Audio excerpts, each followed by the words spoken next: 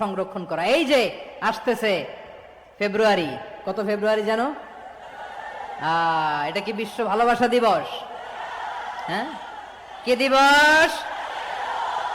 এই বিশ্ব ভালোবাসা দিবসের সাথে মুসলমানদের কোনো সম্পর্ক নাই। আমার প্রিয় ভাইরা, এই যে আপনি অবৈধ সম্পর্কে জড়ালেন, কেন আল্লাহ অশ্লীলতাকে হারাম করেছে দেখেন। বলতেছিলাম যে এটা আপনার নাসল, আপনার জেনারেশন, আপনার লিনিয়েজ, আপনার বংশকে প্রিজার্ভ করা। কে কার বাবা, কে কার মা, বাবা মা জানা, প্রজন্মকে প্রিজার্ভ করা, এটা ইসলাম ওয়াজিব করে দিয়েছে।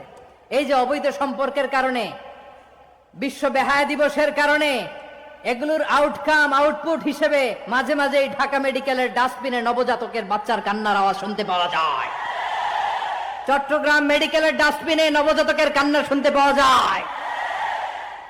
বীর চট্টলার মুসলমানেরা বুঝতে পারলে আওয়াজ করে বলেন, এই যে চট্টগ্রাম মেডিকেলে যে নবজাতকটা পাওয়া গেল, ওর বাবাকে আমাকে বলেন, ওর বাবাকে, ওর মাকে, ও কোন ফ্যামিলির সন্তান কেউ জানে?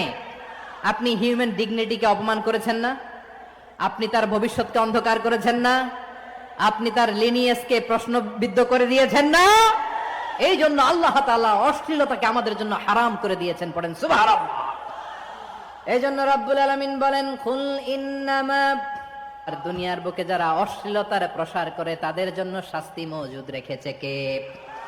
রব্বুল আলামিন বলেন, ইন্নাল্লাযীনা ইউহিব্বুনা আন, নিশ্চয়ই যারা বিশ্বাসীদের মাঝে অশ্লীলতার প্রচার প্রসার করতে চায় তাদের জন্য আমি মর্মন্তুদ শাস্তি প্রস্তুত করে রেখেছি। দুনিয়াতেও রেখেছি, আখিরাতেও রেখেছি। ঘোষণাটা কার? যারা এই নাটকের নামে, সিনেমার নামে, রূপালী জগতের নামে, মুভির নামে, ওটিটি প্ল্যাটফর্মের নামে আমার সমাজে অশ্লীলতা ছড়াতে চায় তাদের জন্য কঠিন মর্মন্তুদ শাস্তি মজুদ রেখে দিয়েছে কে? ও আমার বোনেরা, এখনো আপনি জাগবেন না? এখনো আপনার চিন্তার দুয়ারে এখনো নাড়া পড়ে নাই?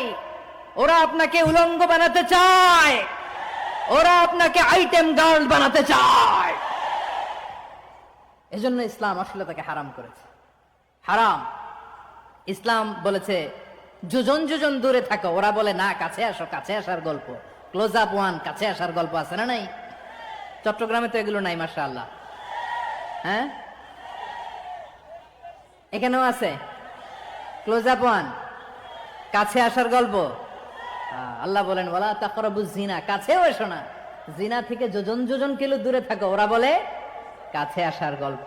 আমার বীর চট্টলার ভাইয়েরা, কাছে আসতে হলে আমরা কোরআনের কাছে আসব, কাছে আসতে হলে নবীর কাছে আসব, কাছে আসার গল্প হবে আমার রবের কাছে আসার গল্প। চিল্লায় বলো ঠিক কিনা?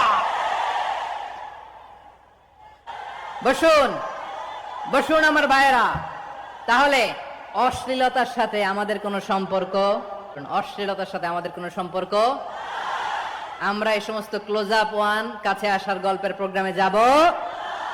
আমরা কোন ধরনের অশ্লীল কন্টেন্ট সোশ্যাল মিডিয়ায়, টিভিতে দেখব